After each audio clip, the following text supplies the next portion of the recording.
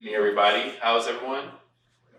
Good. Some of you have a mouthful of food, so my apologies. My name is Kevin Vanderver, and I'm the senior pastor here at Reformation, and I'd like to welcome you to our this wonderful and exciting book talk that is held in conjunction. Well, not in conjunction. We have three, but we are partnering with Huda Abuarquob and the Rumi Forum, which has so graciously provided light refreshments to us this evening.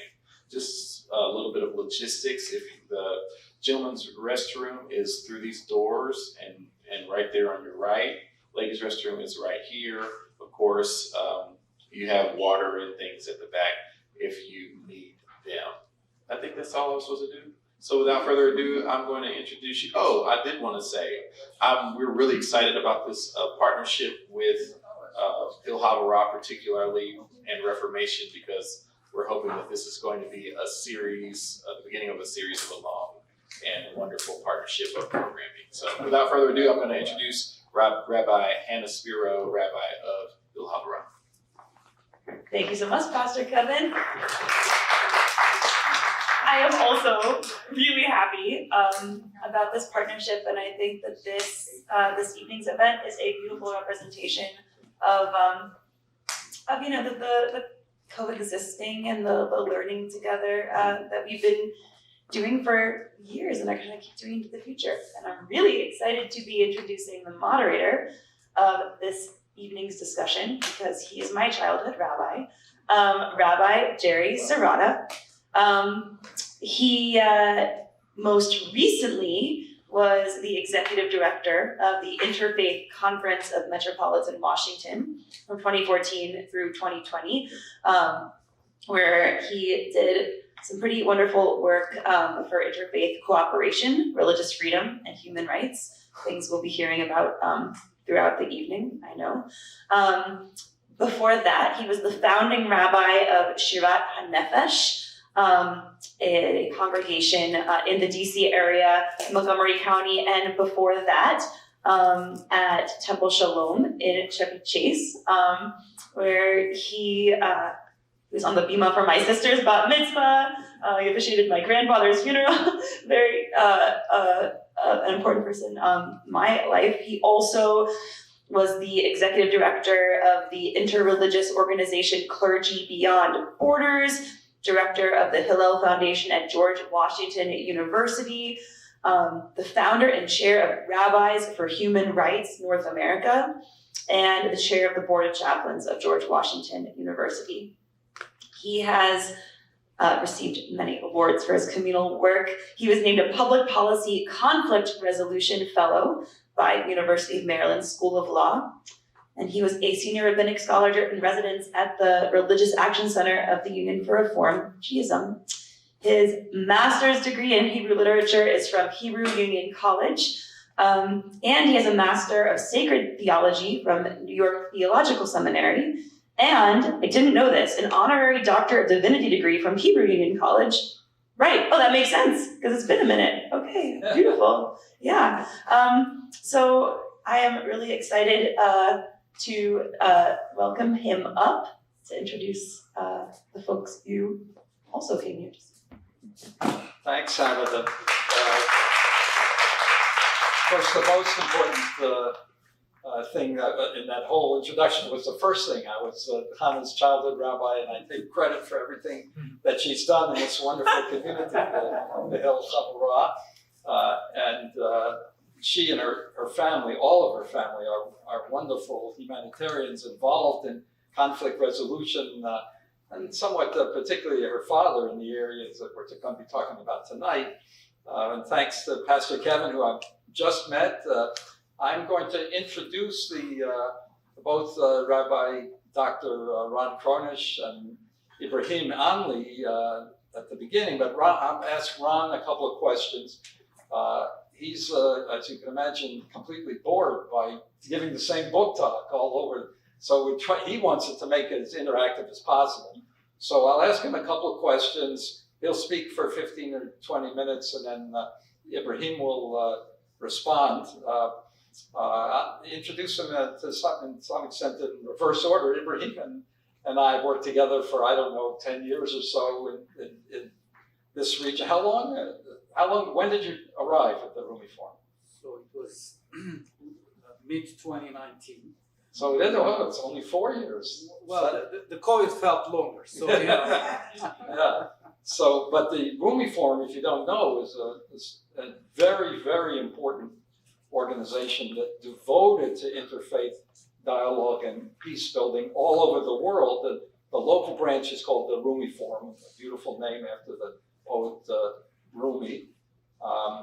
But there are other branches all over the United States, and they're part of a worldwide movement called the Hizmet, the Movement for Education and Dialogue, and they're just the major conveners of interfaith dialogue in this community in Maryland, DC, Virginia.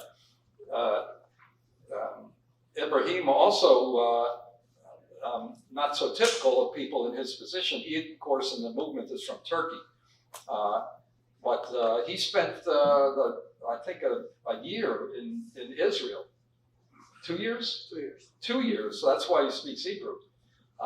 So he has an intimate knowledge of of some of the issues that we're talking about today. He also has advanced degrees in international relations and diplomacy, and he was the head of a project of intellectuals and journalists in Turkey in the early 2010s. What else should I say about him other than he's a wonderful human being? I think I'll leave it at that. And the work that the Rumi Forum does is fantastic in this community.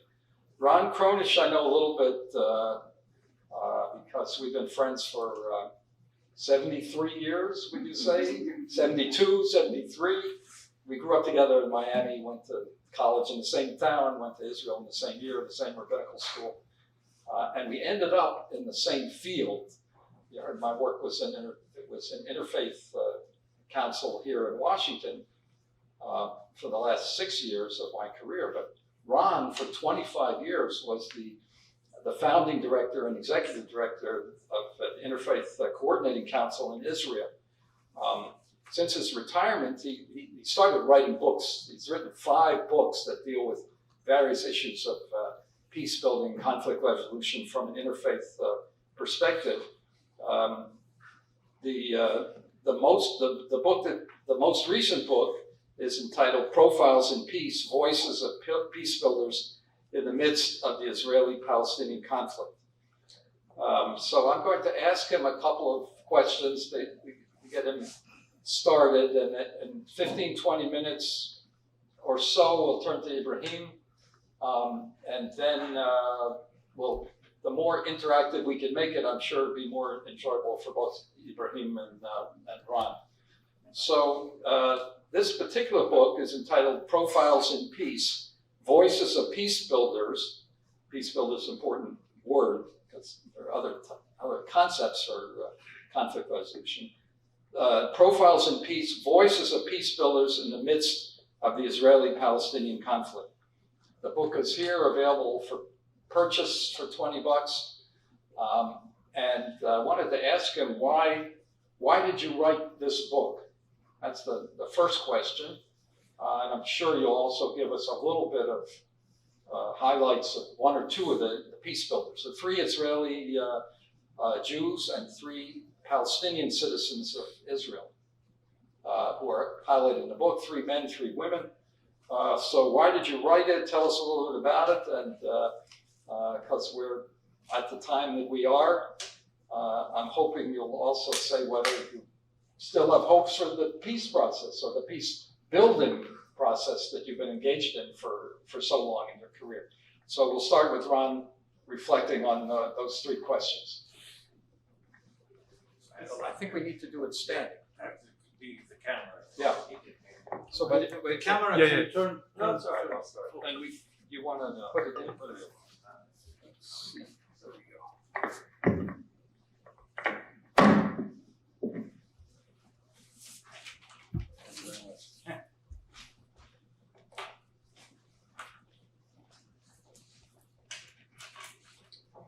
Okay, thank you. Thank you to all my hosts this evening.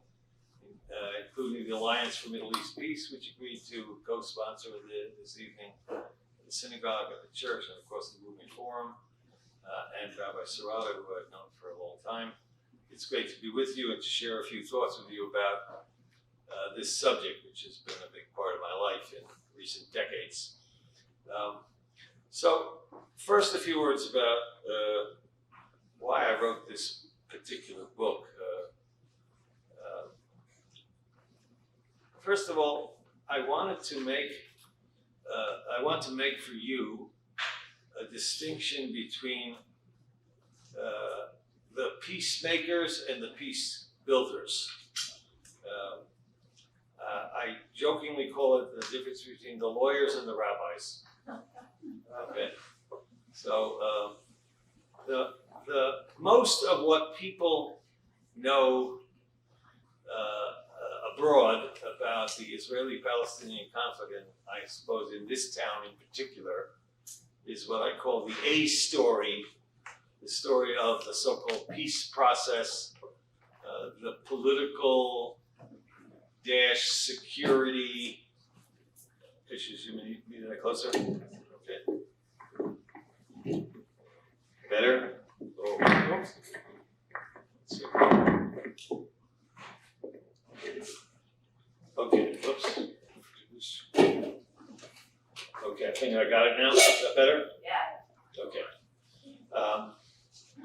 So the peacemakers are essentially the politicians, diplomats, international relations experts who used to be involved in the peace process between the Arab countries in Israel or the Palestinian people and the Israeli government, and whose task was to create peace accords between governments. Okay, so I won't rehearse the whole history of this tonight, but just a few highlights. You all know that we have an old peace accord between Egypt and Israel done in the 1970s with Jimmy Carter, Anwar Sadat, and Menachem Begin. I gave a talk at a college in New York last week about this, and the moderator said to me, the students don't know who these people are. You better tell them who they are. So I hope you know who they are. We have the old peace accord with Egypt, which was the first peace accord with Israel and an Arab country. And in those days, it was a great achievement because, as you may remember, we fought many wars with Egypt and the other Arab countries. So to reach a peace agreement with Egypt back then in the 1970s was quite amazing in its time. And of course, it still lasted.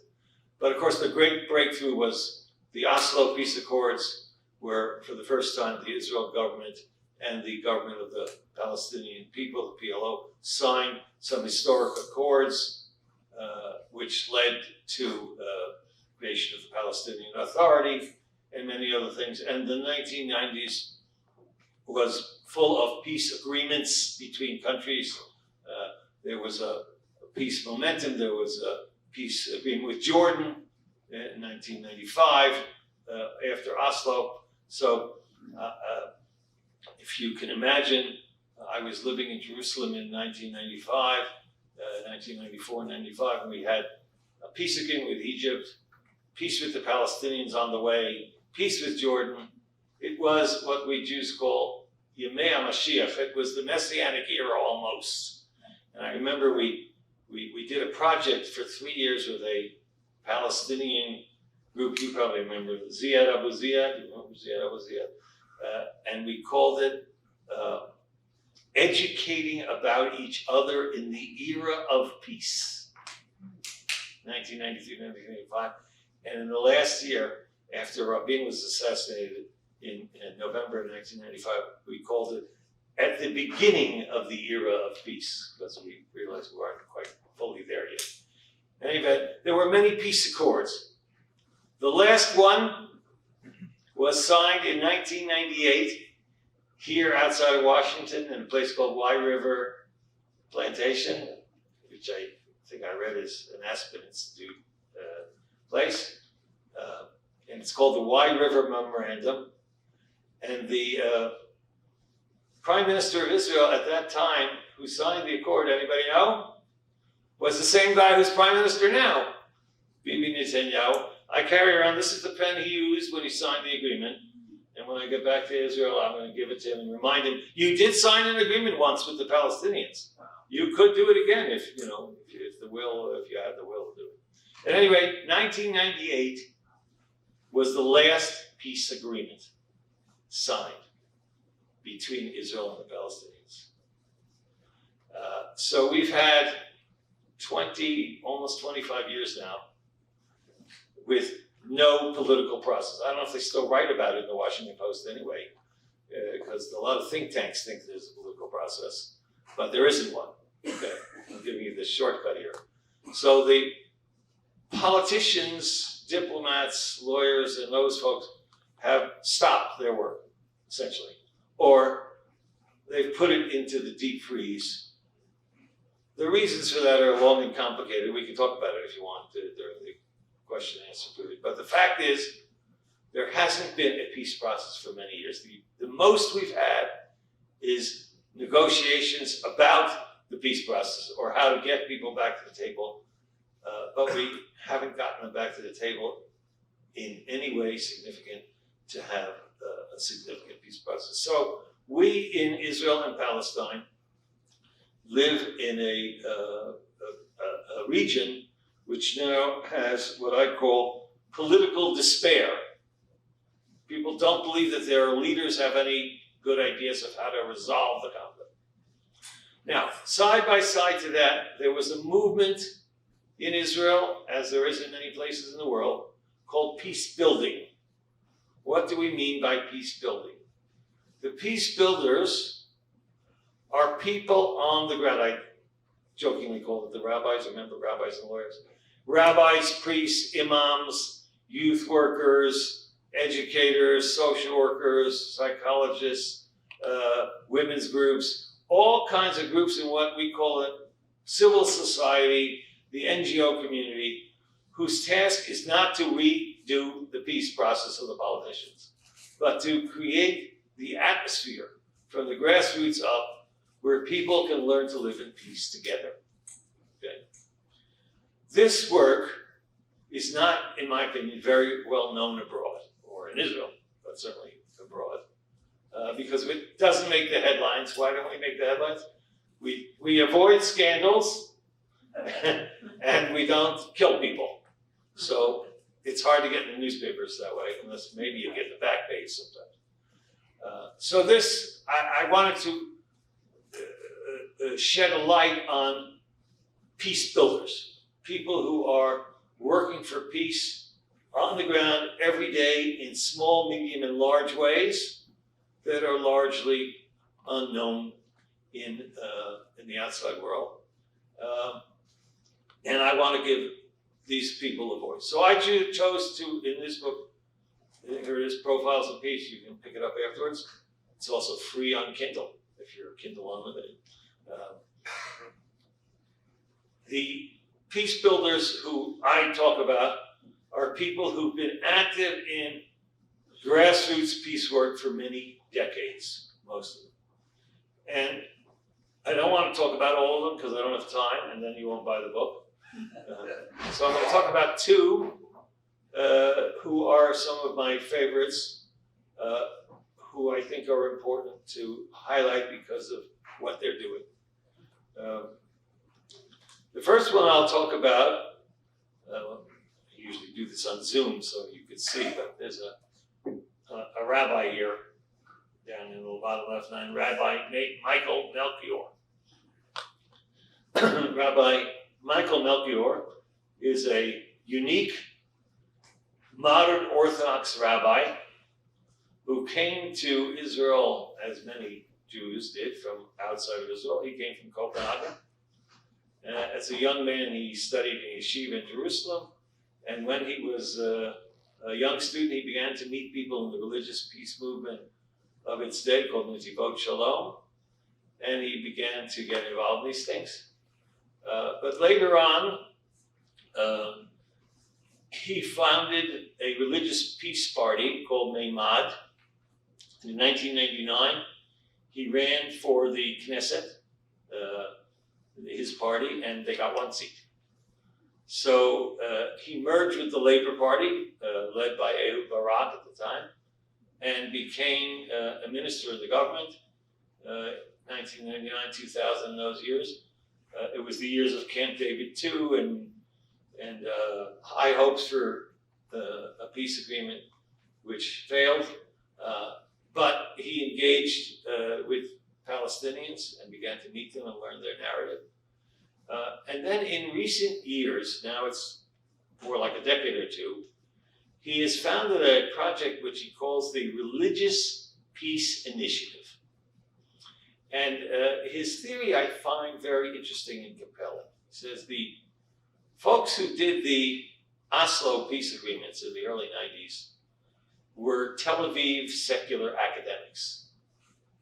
And it was, he called, a secular peace of the elites. And they left out the religious component. They didn't want to bring them into the negotiations. They thought they would mess it up, make it more difficult.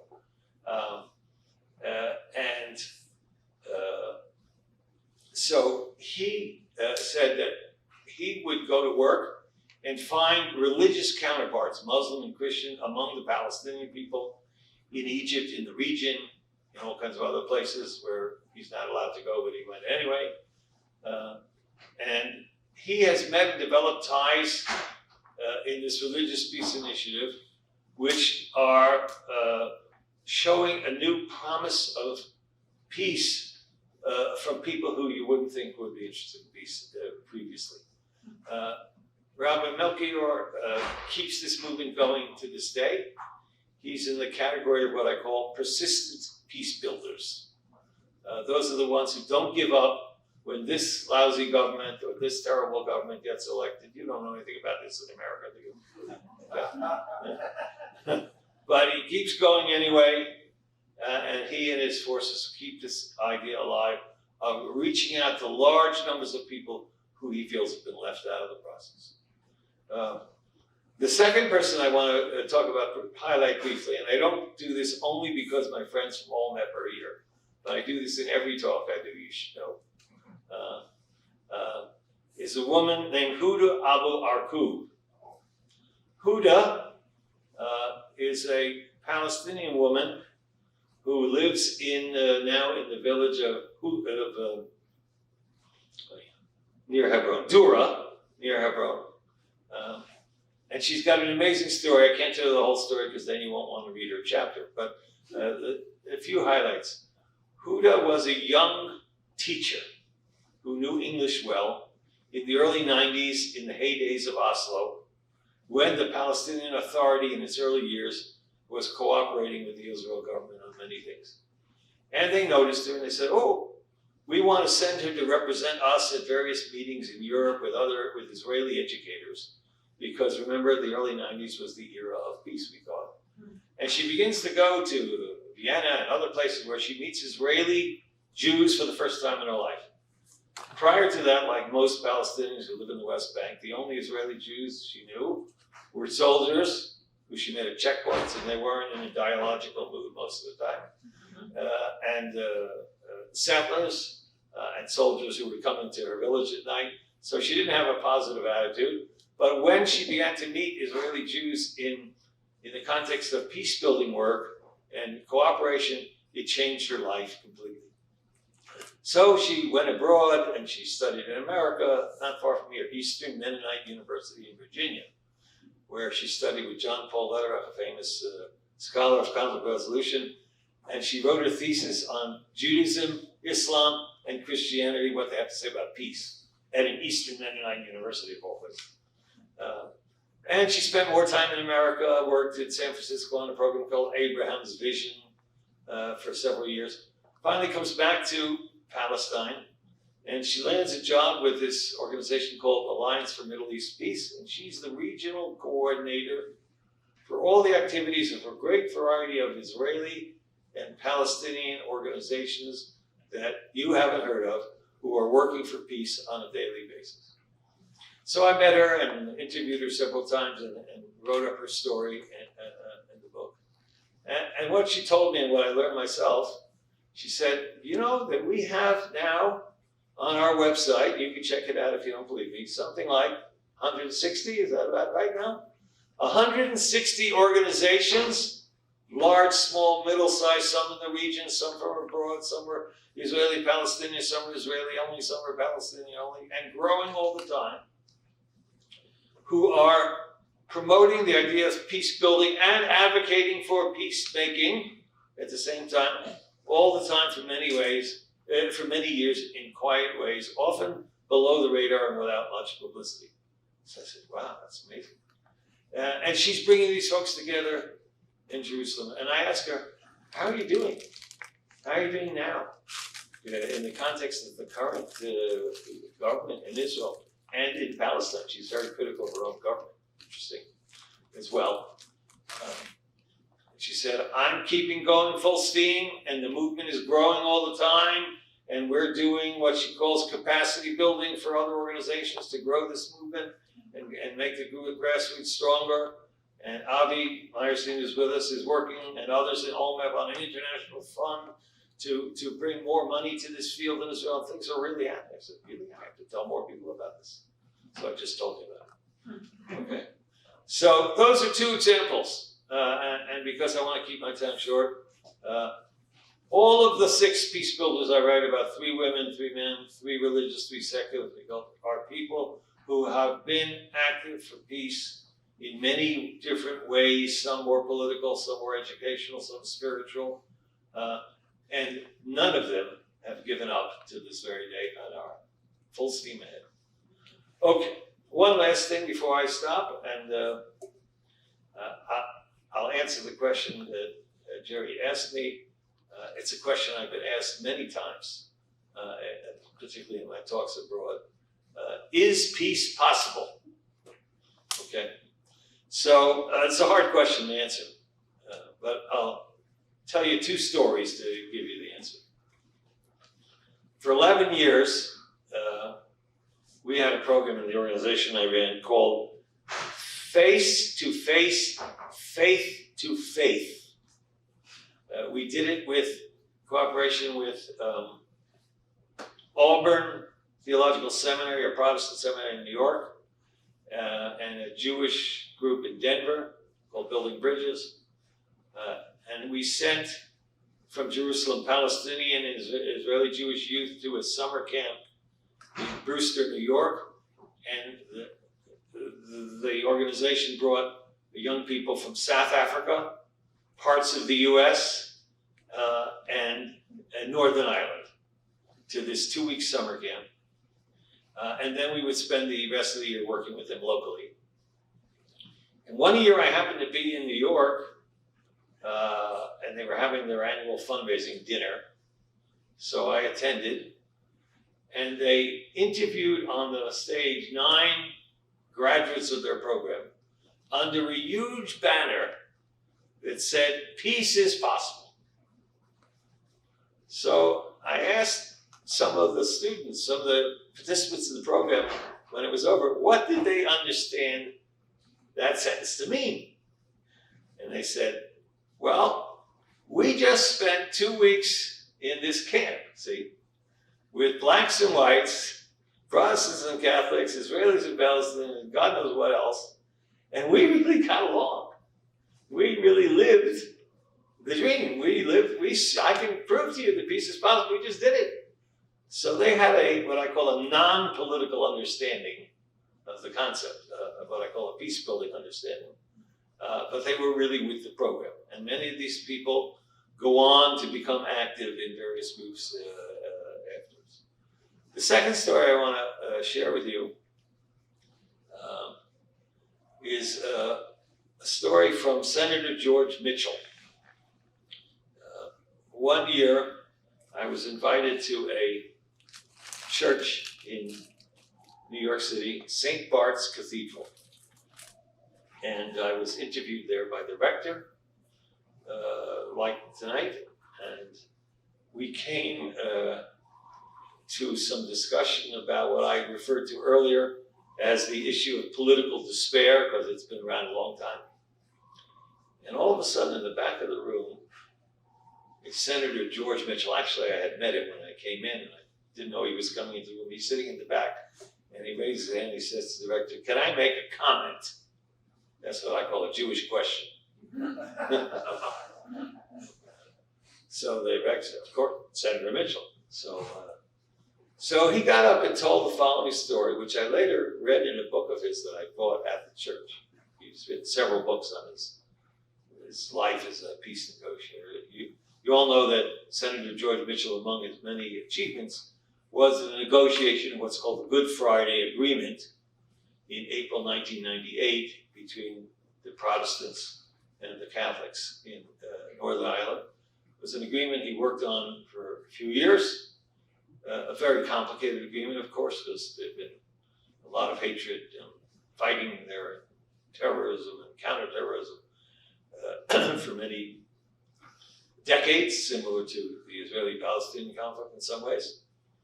So he says when he went to Northern Ireland, to Belfast, for the last week of the negotiations, and he didn't know, was it going to finish? We were going to make it to the finish line or not.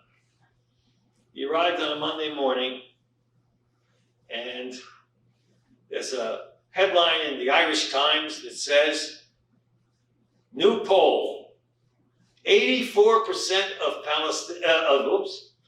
could have said the same thing, 84% of Protestants and 84% of, or maybe an 83, of Catholics in Northern Ireland say we will never have a peace agreement here. It's quite impossible. There's just too much hatred and animosity. And he said 5 days later, we signed the peace agreement. So it's a story I like to repeat because many people, with respect to our conflict, say we'll never, never, never. Okay? And I responded, I said, well, we were never going to have peace with Egypt, right? And we had that. And we were never going to shake hands. Rabin was never going to shake hands with Arafat, right? The arch terrorist Arafat. Never, never. So we've had many never, nevers happened already in our region and some other regions. If you ask people in South Africa, what were the chances of Mandela getting out of prison and shaking hands with de Klerk? Not too likely.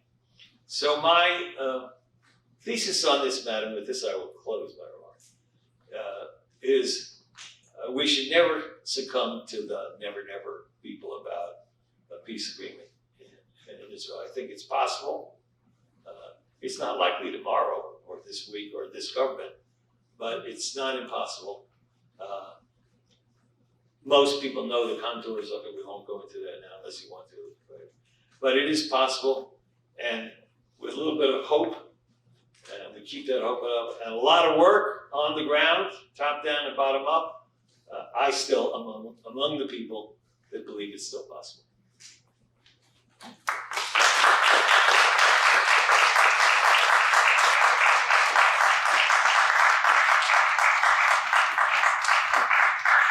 So I want to invite Ibrahim Adley to come up and if you would say a few words about the approach of the Rumi Forum, which you will, and also any comments you have, because you're really an expert in Israeli-Palestine as well, and might have some thoughts. But everybody should know about Ibrahim and the work of the Rumi Forum. Thank you. Thank you. So as was mentioned during the introduction, I had a chance to spend 2 years in Israel studying at the Hebrew University, studying Hebrew, and this, from the first moment on that I will get into, was full of learning in many ways, in many surprising ways. So I was born and raised in Turkey, which is a radically compartmentalized country in every sense. But I remember my childhood, teenage, and even my current adult years if there is anything that is West agreement about, it's hatred towards Jews. So you grew up in this culture. So when I was just reading the stories of those people, I was able to witness they're able to liberate their own selves from all these solidly built circles that they were exposed to and propagated about and grew up in. And it kind of reminded me my own story. So a word on the work of Rumi Forum. He's the namesake not out of purely symbolic intentions, which would be quite enough to motivate you to act in a lot of peacemaking direction. But Rumi comes from, in his training, he comes from the heart of Sunni orthodoxy. So if he were with us today, he would have been a professor of Islamic jurisdiction at a top university. So he comes from a very orthodox, scholarly, legal teaching. And he was a Muslim of deep devotion. And then he built this second dimension of spirituality and ability to welcome the other. And he was one of the master reconcilers of the legal and spiritual schools in Islam, which were at odds and at conflict many times. But luminaries like Rumi said, well, we need the law, but we need to avoid spiritless legalism. There are certain things that the law will teach us, and there are others that the text is unable to convey. And that is the school of spirituality, or more specifically, Sufism, that he and many luminaries through the ages advocated. So, and thinking in a starking similarity to those figures highlighted in the book, and there's mention of Sufism, and there's mention of Rabbi Melchior being a Jewish Sufi, truly so, yeah. So Rumi preached to a devastated society with huge conflicts, suffering, distrust, in addition to huge material loss. And he did this using the power of the word and power of almost powerlessness. He was totally void of any political power at his disposal. It was just his word and his teaching of being anchored to what you believe in does not contradict being warmly welcoming towards the different, towards the other. And that orbit of thinking continues to motivate our work at Rumi Forum. So Israel-Palestine is not a vast territory, at least compared to the United States, Or Turkey. Turkey. Or Turkey. So it's almost impossible for you to read something if you have lived there without bringing some memory of the cities and the neighborhoods, or even some people you have met. And that's what happened when I was just reading the book. So I remember showing up at the airport, at the customs, and being young, male, single, Muslim, not single now, but back then. So it takes you quite up in the profiling system. And then having to go through this exchange of questions and answers, that's one reality of Israel-Palestine. That's one reality of the story. And then I pass the customs, take the shared taxi, go to my apartment in Jerusalem, and that's my first week, first few days. And my Israeli Jewish neighbor next door, that woman who doesn't know me and who lives with her young daughter, with no grown-up male at her home, invites me in and starts making calls to utility companies and helping me set up. That's another reality of the story. And the book talks about narratives. So between those many narratives, there is somewhere in between where the reality exists. And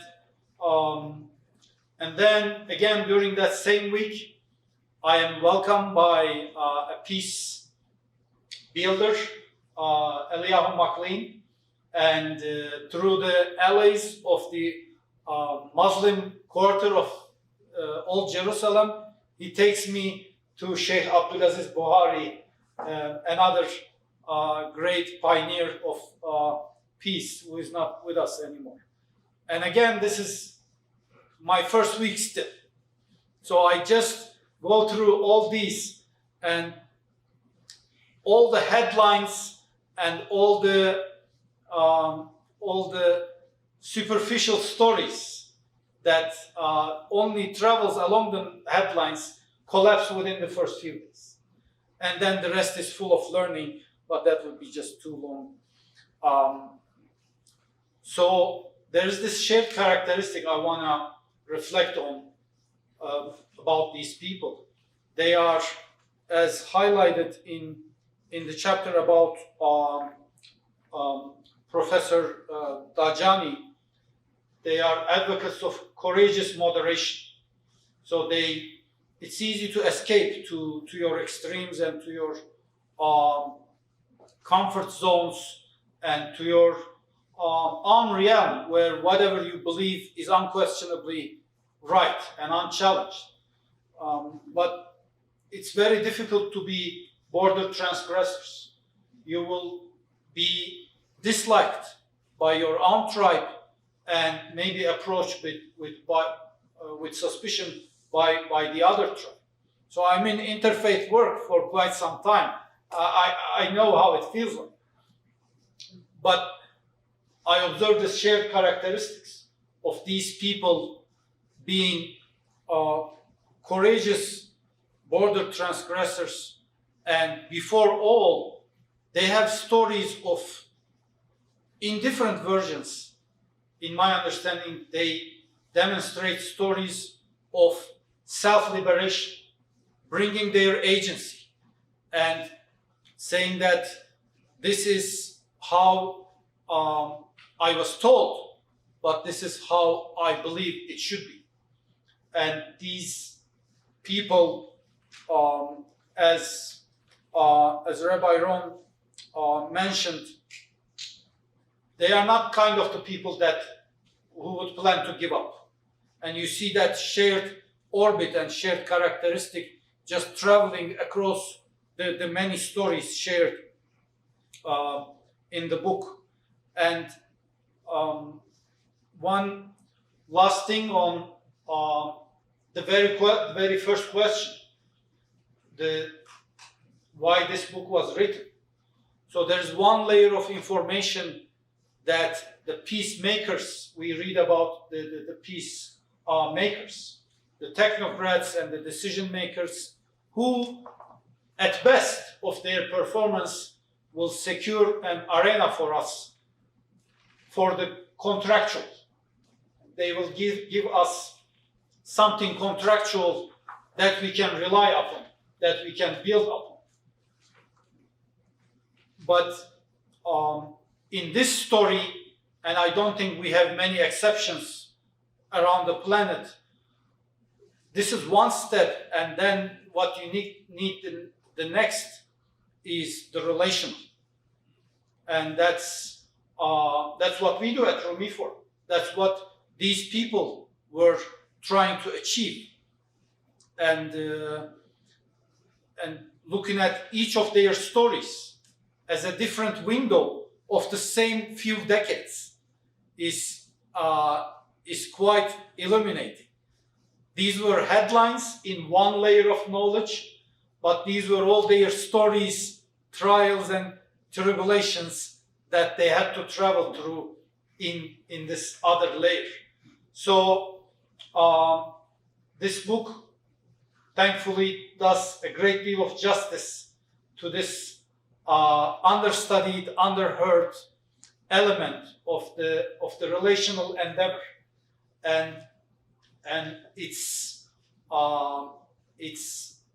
real meaning, not it being just abstract stories and anecdotes and feel-goodism, but its real agency in peace, which I believe is possible. Thank you.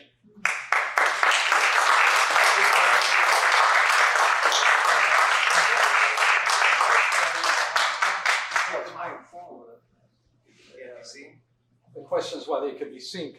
If they do this informally, sitting down, I think it would be preferable for dialogue. Just try your best to see the folks. I did want to say to Ibrahim and the Rumi Forum and its sister organizations around the country that that's an example of peace building, and it's an example of courage. If you know the sort of enforced orthodoxy within the Turkish Muslim society, which wasn't always like that, and they started at a time when there was much more openness and hopefulness, I think, for a vision of Islam as a peace-building religion. Getting back into my role as an interfaith council, we have in our faiths, particularly the Western faiths, the capacity for peace-building and the capacity for chauvinism. And it's a struggle within each of the Abrahamic faiths, or better known as the faiths that descend from Sarah and Hajar, rather than Ibrahim. Just Ibrahim, there wouldn't be anything after. So the Hajaric or Hagar faiths and Sarah faiths have this capacity for chauvinism or focus on the rightness of our path. And they also have the openness, and the Rumi Forum and the Hizmet movement are really part of the open-mindedness of the height of Islam, and Ron and his work represents the same thing in Christianity. And by the way, those of you who are not familiar with the work of the Hill Hamara and this church, that's an example of a healing just in the very existence of a community like this that cares about each other and has such wonderful spiritual leaders. But let's, I'm happy to, and Ibrahim and Ron are happy to dialogue with you or answer questions. Maybe we'll have a word about Ahmed at the end also. So we're going to try and do it sitting down. I know you won't be able to see them quite as well, but I think it'll just feel more intimate if we do it that way. So, yes, I don't know everybody's name here. There are very few people I know other than Hannah. I'm Renee. Others I recognize and don't remember your names. I'm Amy Owen.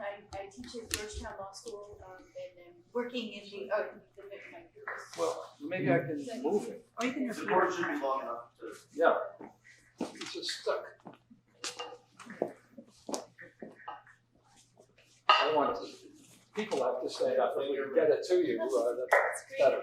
I'm Amy Ullman. I teach at Georgetown Law School and I'm involved in mission and ministry. So it's both the lawyer and the not the rabbi. I've been involved in. I'm part of a Catholic community called the Focolare. It's been doing a lot of peace building work in different parts of the world. My big question is, I've been teaching for about 20 years in law school settings, and I have noticed a big shift in how young people relate to institutions, and especially decreasing trust in the structures that have supported the process of maybe both peacemaking and peace building. I have lots of reasons to stay hopeful, but I was very curious, really from both of you, what is your sense of some of the generational shifts and how they impact the work on the ground? Especially as they relate to how how young people identify with some of those structures that I think in the 90s were also sustaining of that kind of work. And so just curious about how you see that.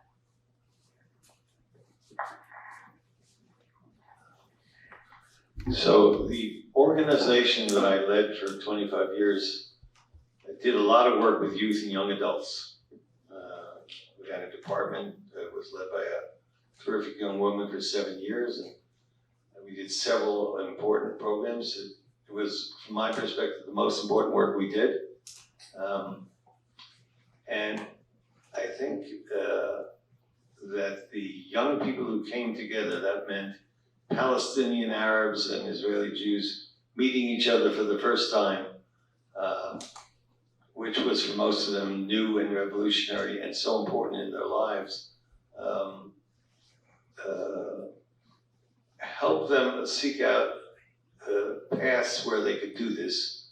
And you're correct in that they didn't have institutional paths to do it, so they had to be created in many cases. So neither establishment was doing very much of it. There was a time, a long time ago, when the previous governments with the Israeli government was encouraging these types of things, but that's way back when. So you had to do it against the stream, against the popular wisdom, and institutions sort of had to be created. And to be frank, we couldn't have done what we did without the help of international partners. Okay. Although most of the learning, well, I would say there were two parts to the learning. There was the part abroad, and there was the part local, but the local learning was the hardest. Because,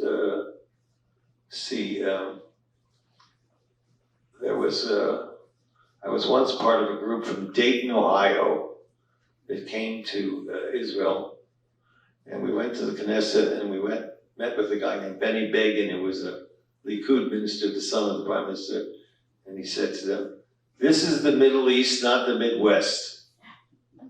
So I'm sitting here in Washington saying, the culture of Washington is different than the culture of Jerusalem. I don't know.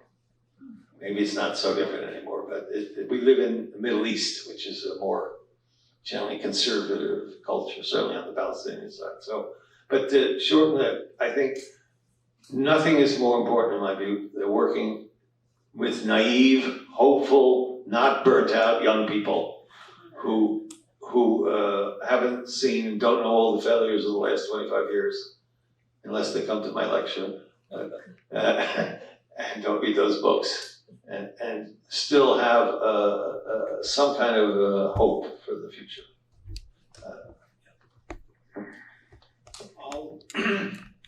So it's been quite a number of years that I've been, walking on the streets of Jerusalem or its vicinities.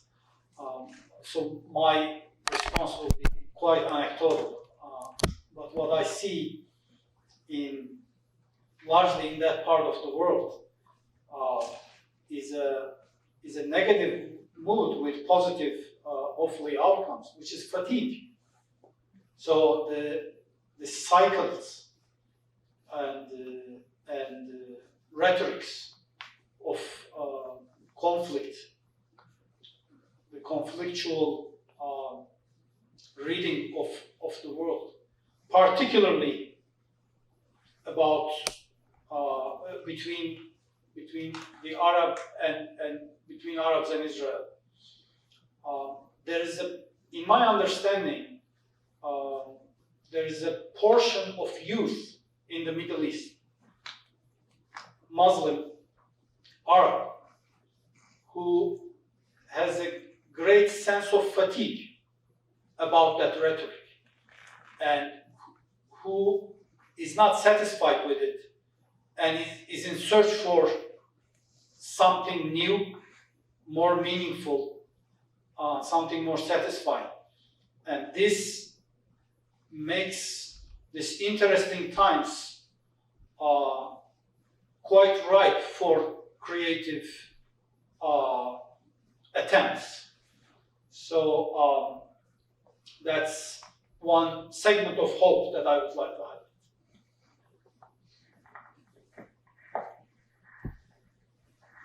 Yes, Peter. I do know a few people like. I'm Peter Kovac, and my world touches this discussion in too many ways to get into it. But my real question is, okay, we have the Abraham Accords now. And is there any way these peace builders culturally, whether they're American, Palestinian, Israeli, maybe in other Middle East countries, could mobilize the peacemakers, the countries, to at least support or quietly encourage a real broadening of not only dialogue but cooperative activity? Is anyone thinking about this?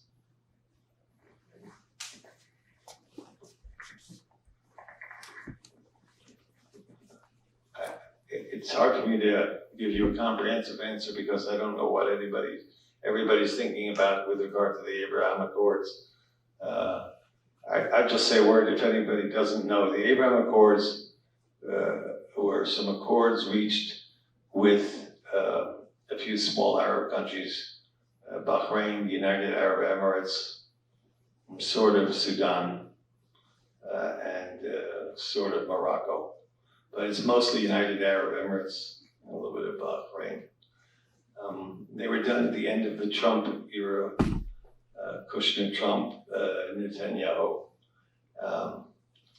And the government after those has given lip service to those accords. But as far as I know, not too much is really happening there. And from the point of view of Israelis and Palestinians,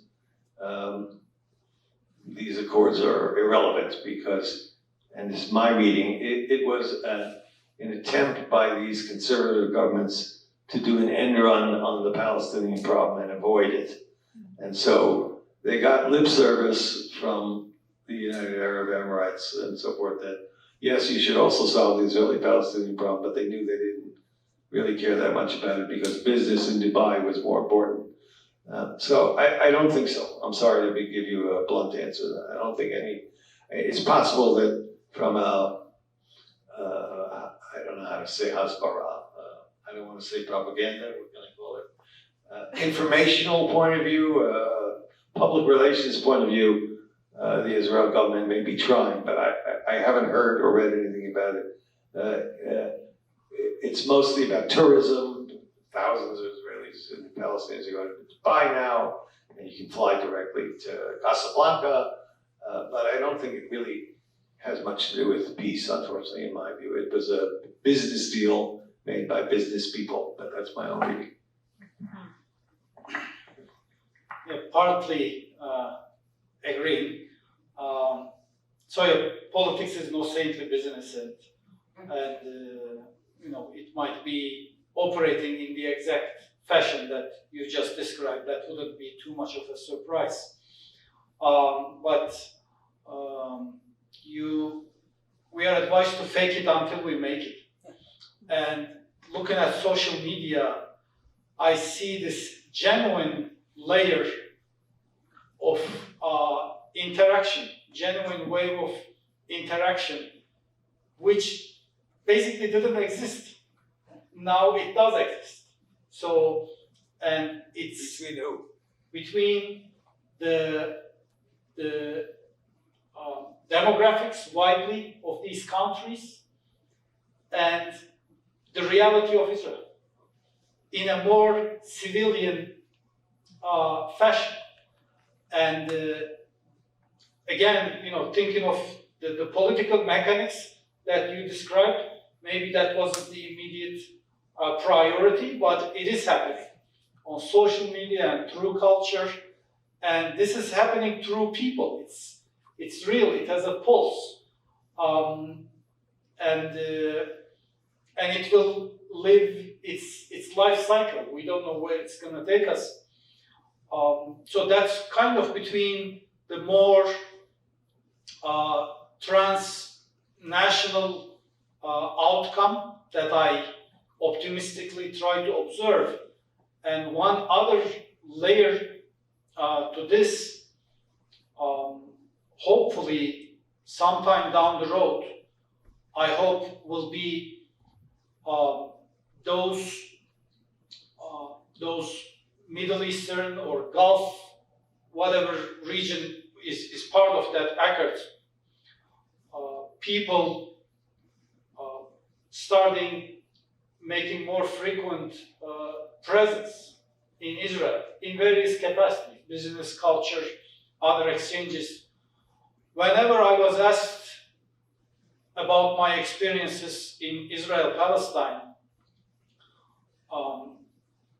by my friends mostly from Turkey, I said there are two grievances, no one being less hurtful than the other.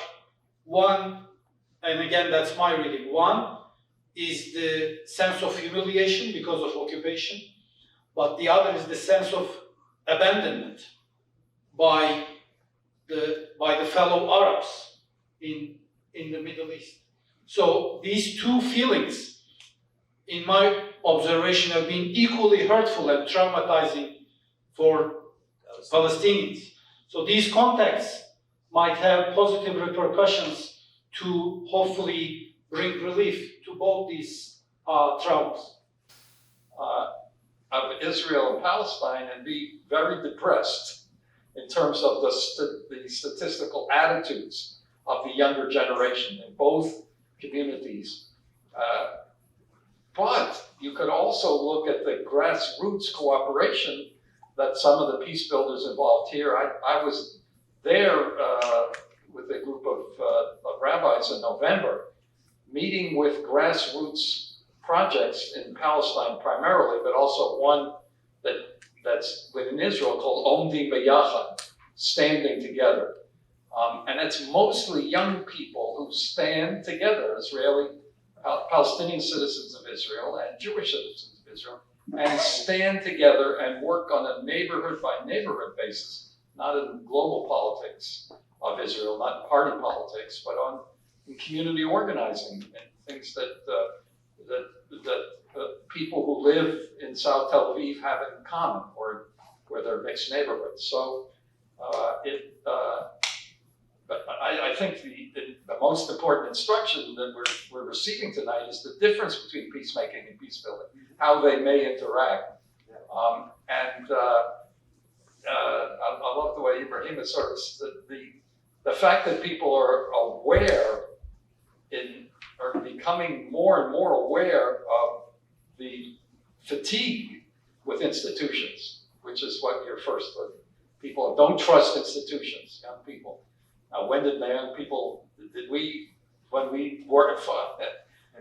trust institutions in the 1960s? When we, not much. But that's the positive of young people not trusting in institutions and trying to work on a more interpersonal way. A book like this is important. The work of the Rumi Forum is important because they hold up examples of people who aren't despairing, and not just the younger generation, but their forebears are still out there working. I want to make a comment. Okay, but both. But now I want to make a comment on your comment to the question about the Abraham Accords, which, as you gathered, I'm not a great fan of. But I was very interested to hear what you said about it, because I wasn't aware of it. I don't read Arabic and I don't follow the social media, but to understand that more people are engaging through social media and getting to know one another and expressing their interest. I learned that from you tonight. So thank you for that. I appreciate that. I want to say one word about. You made me think. You were talking about standing together. So there's this wonderful new organization of young people standing together. But I wanted to just tell you all, because I don't know how many of you are following. I've been standing together every week now for 17 weeks with my children and grandchildren in demonstrations in Jerusalem every Saturday night, or almost every Saturday night. And you may know that hundreds of thousands of Israelis are gathering every Saturday night, and sometimes on Thursdays and Tuesdays, but mostly Saturday nights, all over the country. standing together. Now, I agree it's mostly Jews, although at the demonstrations I attend, we always have Arab speakers, Israeli Arab speakers.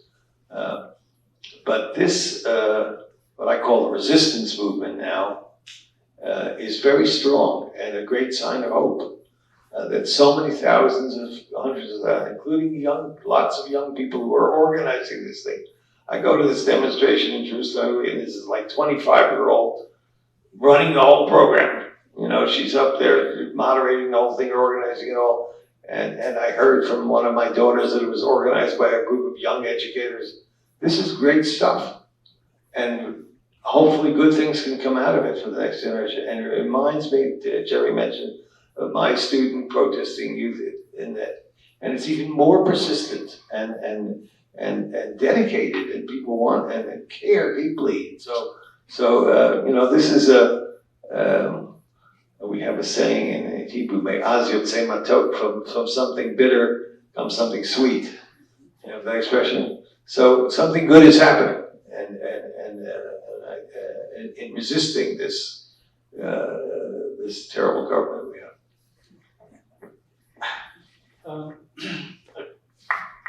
Question about the peace builder profile.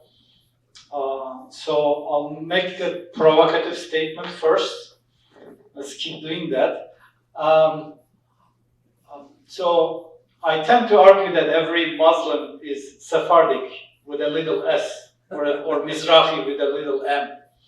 Coming from the Orient, you know, this eastern half of the globe, there's this shared cultural affinity and understanding. So I'm from the province of Urfa in Turkey. When I visited the Urfalim synagogue in Jerusalem, the experience came with an added element of sympathy, cultural closeness, and that kind of thing. And correct me if I'm wrong, but the Israeli Jewish profile that you highlight in the book are mostly Jews of European descent. I believe Jews of Orient descent, you know, non-European descent, could bring some unique added element into those processes. So I'm sure these people do exist and they are visible, but just take this as a comment and / question.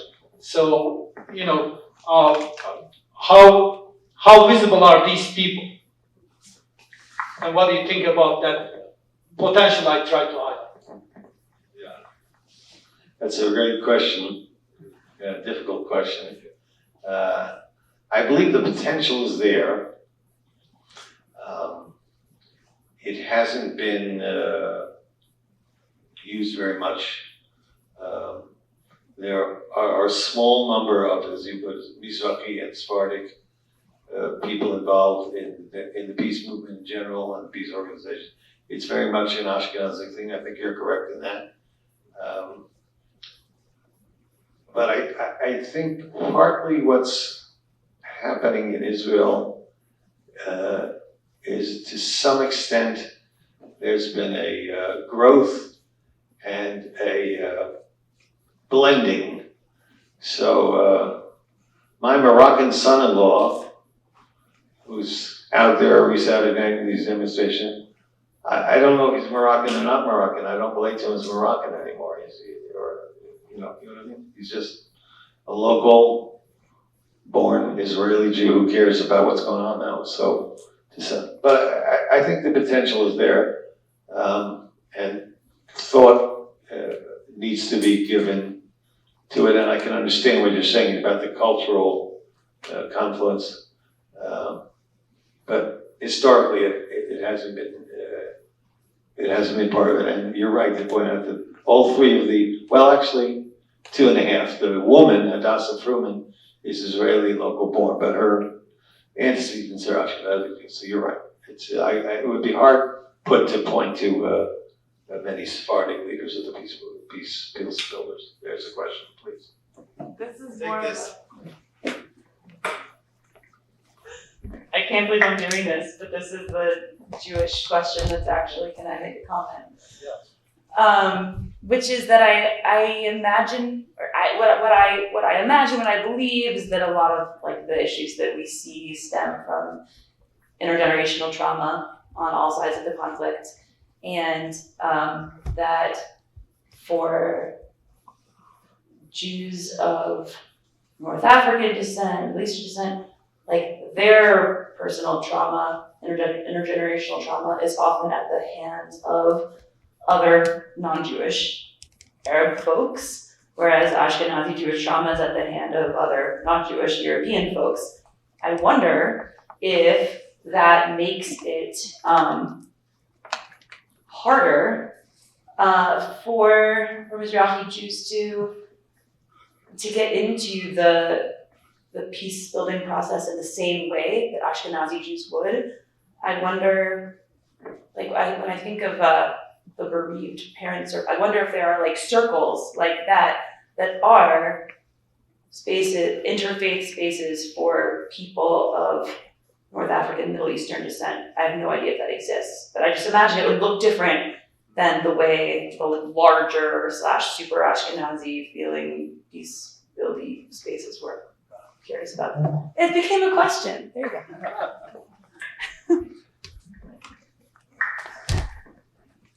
So I'll share with you a story which I heard from Huda Abuarquob, one of the stars of my book.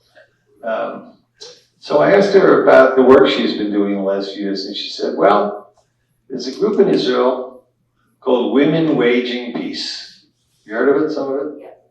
It's something like 40,000 women all over Israel now. I don't know the kind of composition of it, but Jewish Israeli women who've been active since 2014, since that Gaza war, when they said, we're tired of all this wars and we want a political solution. But they've been active in all kinds of other things as well. They came to Huda for some advice on how to do their work. And she told me, don't just go meet with those lefties, but let's reach out to Sephardic groups, to Russians, to kibbutzim, to all kinds of places where we wouldn't ordinarily go. And I said, wow, that's great. And I think to some extent, that's a little bit what's happening in what I'm calling this new resistance movement. It's a centrist movement with right, left, and center.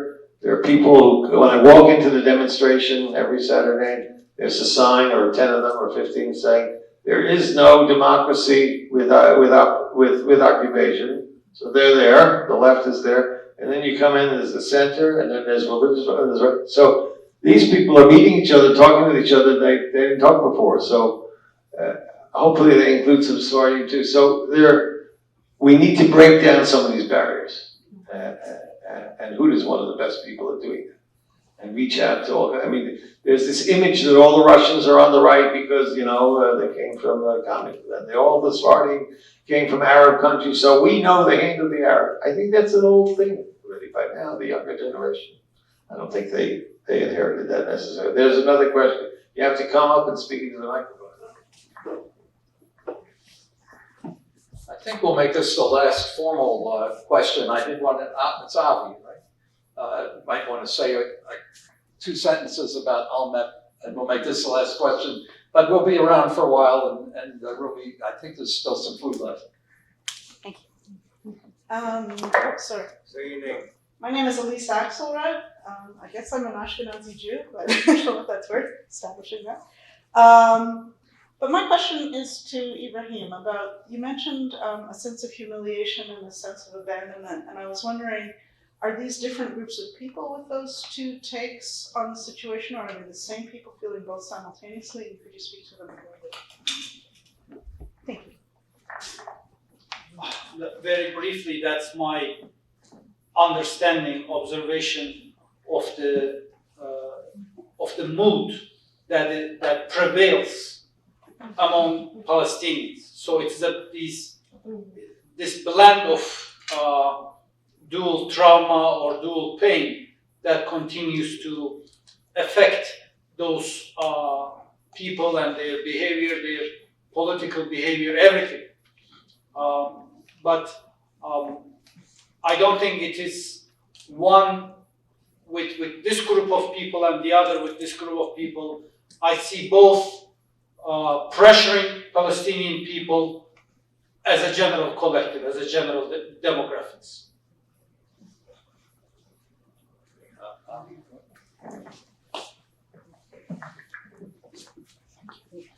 Hi, I'm Avi Meyerstein. I'm the founder and president of ALMEP, the Alliance for Middle East Peace. First, I just want to say we're incredibly grateful and honored. I want to thank the other co-sponsors of this evening and allowing us to co-sponsor it with you.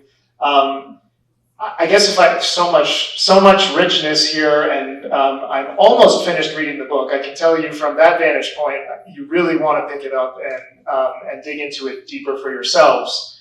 And I guess if there was a little spark of interest from what you saw here tonight, step number one is pick up the book and learn more. But I want to say step number two is to get involved. And ALMEP started in 2003. Ron was one of the first people I spoke to. I knew him from the past. He and his partners and 11 other organizations came here to Washington, which is where we got started on the whole path of building this coalition that now has 170 organizations. Many of them were mentioned here tonight. And we who live here can do a lot to support the work that they're doing over there. We've, among other things, brought almost $400 million from the United States government alone, not to mention other countries, to really invest and scale this work. And so I really urge you to plug in to what's going on the ground. It's incredible. There's so much happening, and a lot of times we call it grassroots. If you really think about the roots that are in the ground, you can't really see them. You can't see what's going on until suddenly spring comes and it's blooming. And that's sort of what's going on right now. Standing Together was mentioned, is one of the organizations in our coalition. They held the first of the demonstrations and had 30,000 people, and everybody thought that was a big deal. And then the next week it was 100, and then 200, and so forth. So we're seeing the sparks of something massive. And so I really urge you to get involved. And if you want next steps after reading the book, please feel free to go to our website at allmep.org. And you can learn about all the different organizations, no matter what you're interested in life. There's somebody doing it between Israelis and Palestinians in the region, and they need your support. So thank you to this amazing panel and our co-sponsors and Rabbi Sarada, and let's build peace.